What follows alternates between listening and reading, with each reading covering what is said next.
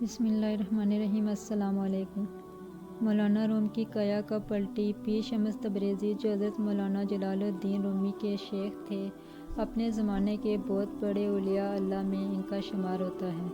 بڑے صاحب کرامت بزرگ تھے۔ ان کی ایک کرامت دیکھی ہے کہ کبھی مچھلی پکڑتے اور سورج کے قریب اپنا ہاتھ لے جاتے اور وہ مچھلی سورج کی تپش سے بھونی جاتی اور اس کو کھا لیا کرتے۔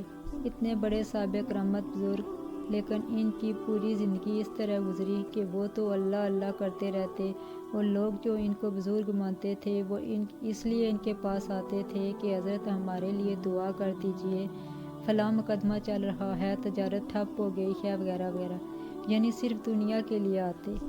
حتیٰ کہ حضرت کی عمر کا حرینہ زمانہ آ گیا۔ ایک دن بیٹھ کر آہ کرنے لگے اور کہنے لگے، اے اللہ، میرے سینے میں میرے عشق کی جو آگ بھڑک رہی ہے، کوئی بندہ اسے لینے آج تک میرے پاس آیا نہیں۔ ایک عجیب جذبے کے ساتھ تڑپ کر کہا، اے اللہ، میرے دنیا سے جانے کا وقت شاید قریب آ رہا ہے۔ اس سے قبل کہ میں دنیا سے جاؤں، کسی کو تو میں تیری یہ محبت دے کر جاؤں، اس کا کوئی انتظام فرما۔ اللہ نے دعا قبول کی۔ اس کے بعد وہ ایک مرتبہ دریا دجلہ کے کنارے ٹہلتے ہوئے جا رہے تھے۔ اللہ کے ذکر میں زبان لبریز تھی۔ چلتے چلتے جب دوسرے کنارے پر پہنچے تو دیکھا کہ مولانا روم ٹہلنے کے لیے آئے ہوئے ہیں۔ ادھر انہوں نے ان کو دیکھا اور ادھر ان کو انہوں نے دیکھا۔ دل ہی دل میں یہ کہا کہ اگر یہ بندہ مجھے مل جائے تو اس بندے کے دل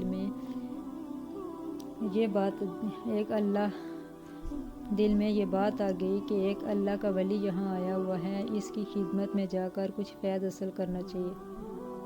انہوں نے دوسرے کنارے سے اس کنارے آ کر حضرت پیر شمس تبریزی کے ہاتھ پر بیعت کی اور مولانا روم کی طبیعت اس وقت بدلنا شروع ہو گئی۔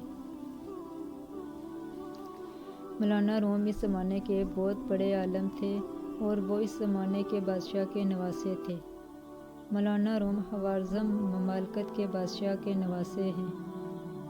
جب وہ باہر نکلتے تھے تو ان کے ساتھ ایک لشکر ہوتا تھا۔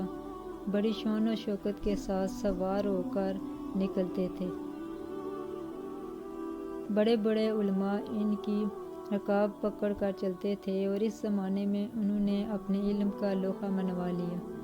ہزاروں مناظر، بحث و مباحثے کیے، بڑی بڑی تقریریں کی۔ علم کی دنیا میں ان کا نام ایک روشن ستارہ کے مانند مانا جاتا تھا۔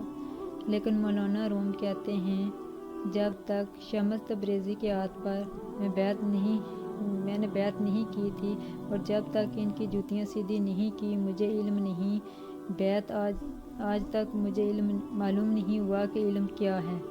اللہ کے عشق اور اس کی معرفت کے بغیر سب کچھ یوں ہی بیکار ضائع ہوتا ہے۔ نماز، روزہ اور دیگر عبادات میں وہ لذت نہیں ملتی جو ان چیزوں سے حاصل ہوتی ہے۔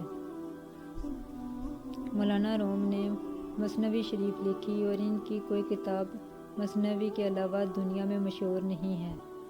حالانکہ ان کی اور بہت ساری کتابیں ہیں، مگر اللہ نے مثنوی کو جو مقام دیا وہ کسی اور کتاب کو نہیں دیا۔ حتیٰ کہ بعض علماء کہتے ہیں کہ یوں سمجھو کہ یہ مثنوی در حقیقت فارسی کا قرآن ہے۔ قرآن کے تمام علوم و اسرار، معارف و دقائق کو اس کے اندر کھول کھول کر بیان کر دیا گیا ہے۔ اتنا عظیم علم جو ان کو اللہ نے دیا، یہ درس شمس میں اللہ کی برکت تھی۔ اگر میری ویڈیو آپ کو اچھی لگے تو پلیز لائک اینڈ سبسکرائب کیجیے گا۔ اللہ حافظ۔